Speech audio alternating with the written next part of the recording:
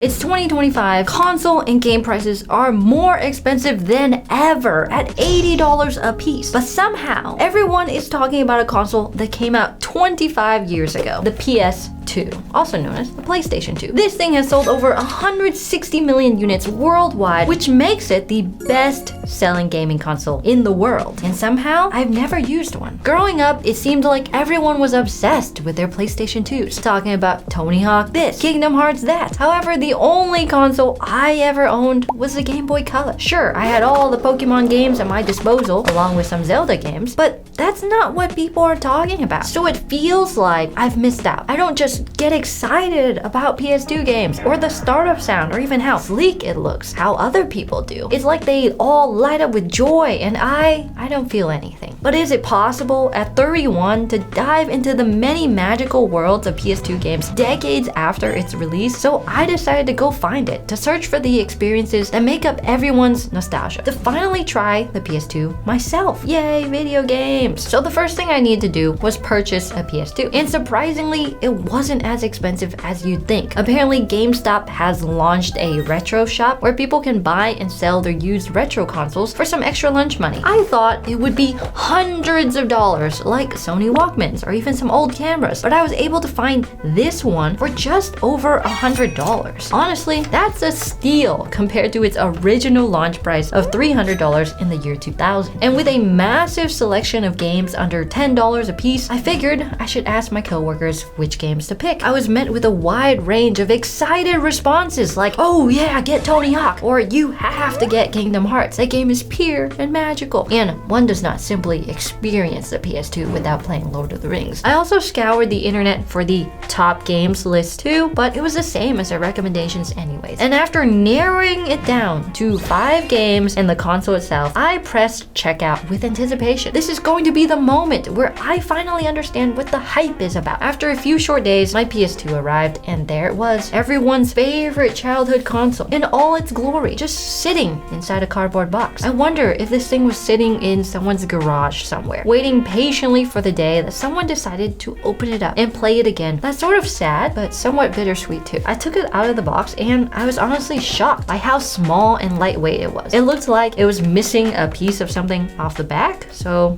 I hope it still works. But I mean, this is the best-selling console ever made, and it's almost surreal holding it for the first time. It's like how the first person to have ever recorded music into a record must have felt, just amazed and shocked by it all. This is actually the original fat model of the PS2, which is barely fat. But apparently there's a slim model that came out a couple years later that's crazy thin. Overall, I think the design holds up well. It doesn't look like an old console with some wacky color scheme, and you can even rotate that tiny logo based on the way you want it to lay down. How cute! With my hands shaking in anticipation and my brain neurons going on hyperspeed, it's time to get this bad boy hooked up and find out if GameStop sent us a working console. Inside the box was something else, something I haven't seen in a really long time, since the time of VHS tapes. And those were the red, white, and yellow cables of the olden days, the RCA cables. This was the first thing that made me realize just how old this thing truly is. Clearly, I can't just jam these 3 cables into my monitor, so there's gotta be a better way. And looking online, you can find a ton of adapters that will convert these analog connectors to an HDMI port, something that I can actually use. After some more digging, the popular consensus on Reddit was that the best adapter is the RetroTink 2X Pro. However, that one would cost $20 more than my PlayStation. How ridiculous is that? And like any other average person, I said no thank you and decided to go with a cheap one off Amazon and take my chances. Hopefully, this one works just as good for a fraction of the price. Since the PS2 is 25 years old, for perspective, that's 5 years older than YouTube itself.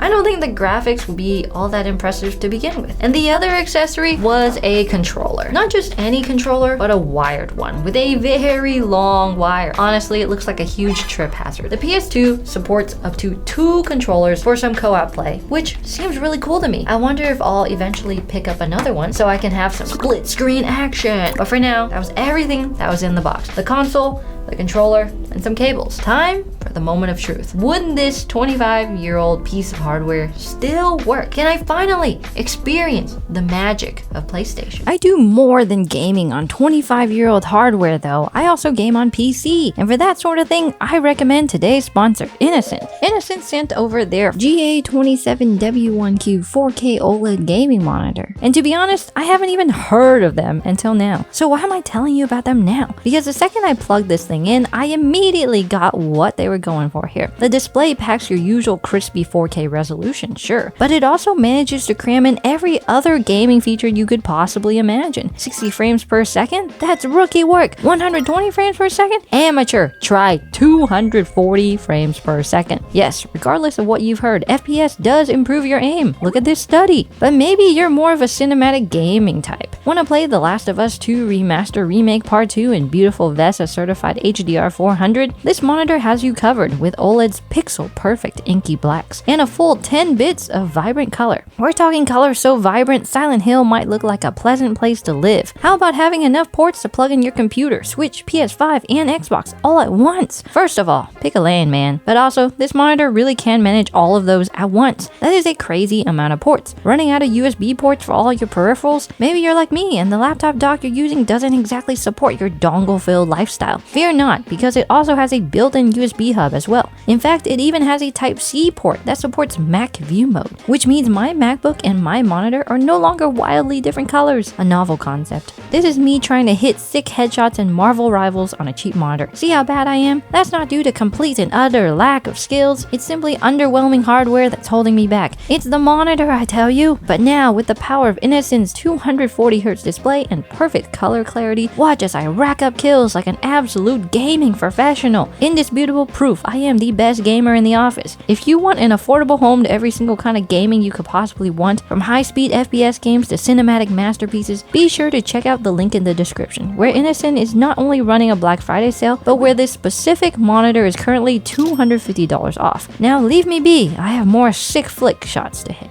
So I pressed the power button and immediately the green light turned on. And you could hear the fan spinning as the console kicked into action. This is it. I'm finally experiencing what all my friends did when they were young. Is this what I've been missing out on? This low-pitched whoosh sound that has everyone flocking to the console like chickens? Honestly, I still don't see what the big deal is. So in an attempt to change my mind, I decided to try out Tony Hawk first, since it's an iconic game that defined skateboarding to an entire generation of players. And because Jake is always going on and on about how good he is at it, and how he has his soundtrack on his first iPod growing up, like that makes him unique or something. Once I put the disc in, the game just immediately booted up on its own. No game installs, updates, or tricky menus to navigate, and definitely no internet. Is this why people love this thing so much? It just does what you want it to, without shoving ads, subscriptions, and upsells in your face. On the menu for Tony Hawk, it asked if I wanted to play a tutorial, which no, come on, I'm a pro gamer. I don't read instructions, those are for lame-os. So I launched off into the first map, and the resolution doesn't look that bad, or maybe it does, and my expectations were just really low to begin with. Regardless, I was having fun, constantly falling over and not really doing any tricks, but the controls felt natural as I moved the joystick to skate around the map, although I had no idea what any of the buttons did. I went down some ramps, possibly even did a kickflip. Is that what it's called? It felt like I was becoming a real skater, without all the fear of broken knees and scraped elbows. Now, I could finally say I can do a kickflip. My life is complete. My 2 minutes were up, and I had just set a new high score of 994. At this point, I was feeling like the Birdman himself, at least until Jake came in and destroyed my high score by like 50 times over. Oh, I see. Even though I'm experiencing the game, I'm still not part of the cool kids club. I don't have that muscle memory of playing these games. I'm brand new, and I think it's time for a new game. But not just any game. We're gonna play the most successful game ever sold on the PS2. Grand Theft Auto San Andreas. This game sold about 20 million copies. Dang, that's a lot of gamers. For comparison, the best-selling Xbox game of all time was Halo 2, and it only sold 8 million copies. So GTA had to be doing something right. And I hope it's a lot like GTA 5, 5, which I absolutely love. I love the story, stealing cars, driving against traffic. Unlike real life where you have to abide by traffic laws, GTA lets me unleash my inner driver, the one that wants to run through all the reds and mug people on the street. And unlike Tony Hawk, I've actually experienced GTA before. When the game booted on, one of the first things I noticed about it was their world building. Just in the intro, they took their time to showcase how big the world is and made it feel alive with random events like stoplights, people crossing the street, just normal happenings in the background. For an old game, I didn't expect all these things to be there. I thought it would be my character, some boring blocks for houses, maybe my block of a car, and that would be it. But it's a lot more than that. And this is stuff that you don't really notice too much in present day games because, let's be real, it's not that impressive anymore. But for games back then, this had to have been pretty uncommon. And what's crazy is that the game literally just looks like an older version of GTA 5. You can steal cars, mob the common passerbys, and drive off into the sunset. All the same stuff. Now those controls, on the other hand, that left a bit to be desired. Trying to ride that bike around was actually harder than riding a bike around for the first time in real life. The game at least gives you some tutorials as you're playing it, tells you to press X repeatedly to ride your bike, but doing that does nothing. It got so frustrating that I just jumped off the back, hijacked some random dude's car, and drove it straight into the ocean. At least the water graphics look pretty good as I drowned to death. And ooh, there's that wasted screen. Now that, I've seen that before. And even though I haven't played this exact game before, I knew the feeling of familiarity that I have in a way played it before. Like how other PS2 users have connected through games like Kingdom Hearts and Tony Hawk.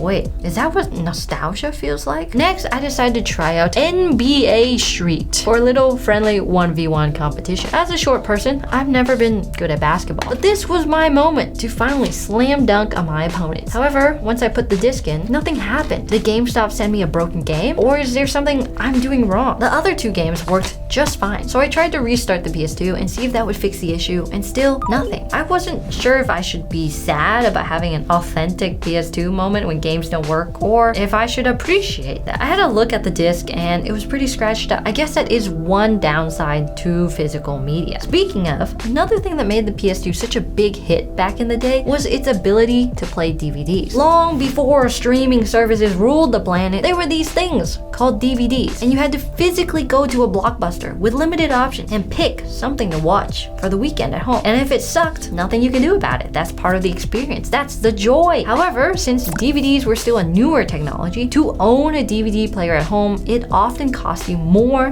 than the price of a PS2, which made purchasing one a no-brainer. Maybe that's why they sold so many. Maybe half of those were just DVD player sales. Next, I went to Lord of the Rings, a game that was largely hyped up to me by many of the men here in the office, and I can't lie, I've not seen any of the movies. It's not my fault. They're 3 hours long. That's too long for my taste. So with almost zero background info going into this game, I'm not sure what to expect. Thankfully, unlike the previous one, this one started up just fine, and that's a win for us. However, it had a really long, unskippable cutscene, which apparently shows you parts of the movie. You could say I was getting the premium movie experience without watching the movie. But I have to admit, that cutscene was looking pretty sharp considering this janky $20 adapter we had on there. But then something happened. The screen went so dark after it cut to actual gameplay. I couldn't even see my character. Maybe I should have splurged on that $120 adapter after all.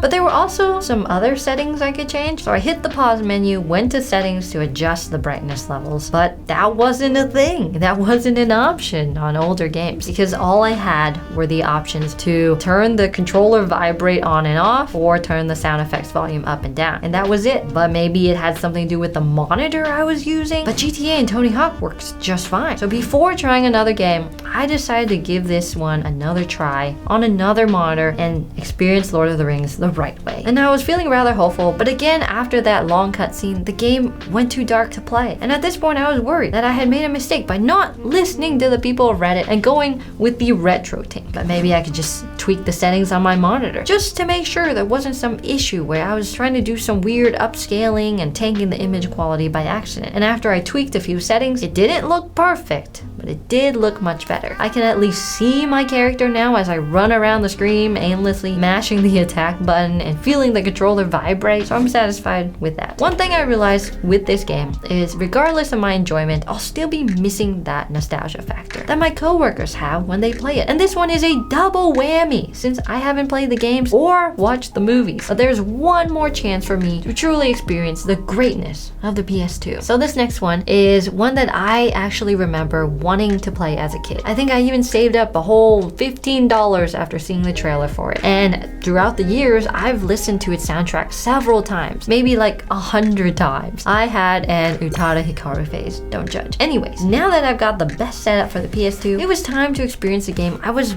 most excited to play, Kingdom Hearts. At this point, I was starting to give up. My games weren't working, I didn't understand the controls. Maybe this whole idea of fitting in with a generation of gamers just wasn't meant to be. But the moment the opening theme played, something clicked. Oh yeah, this is the jam. The colors were vibrant and bright. The music, it was like something I'd been listening to my whole life. And it no longer felt like I was just playing an old game. And before I knew it, I wasn't thinking about the low resolution gameplay, the controller being wired, or even the cheap adapter I picked up. I was immersed in the story, listening to the music, and just downright enjoying myself. Finally, I think I get it. So when Sora was on Destiny Islands at the beginning of the game, one of the NPCs asked him what he was most afraid of, and I jokingly selected getting old. But then I paused and I realized, yeah, I sort of am afraid of getting old, because while I'm only 31 with a long life ahead of me, I don't have all the free time that I used to. Time that I could just spend enjoying games like this. Instead, I can barely carve out 30 minutes a day to myself, and I probably won't ever have all that free time again. So while I finally understand what makes a PS2 so great, and finally I can see myself actually sitting down and sinking some serious hours into some games, I physically can't. Maybe it's not the end though, because I can still find that feeling. And when my kids are a little older, they'll start getting into games and hobbies with their endless time on their hands, and I'll be there to share in that enjoyment. So maybe it's too late for me, but it's not too late for them.